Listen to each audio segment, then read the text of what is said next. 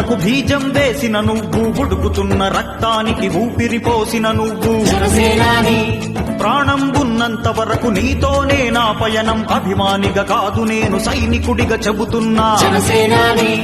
20 లక్షల మంది నువ్వు కావాలంటున్నారు, 20 కోట్లకు పైగా నీ వైపే చూస్తున్నారు. 25 ప్రస్థానం నోటి మాట కాకూడదు, జన సైనికులందరికీ సూటిగానే చెబుతున్నా. జనసేనాని జనసేనాని జనసేనాని జనసేనాని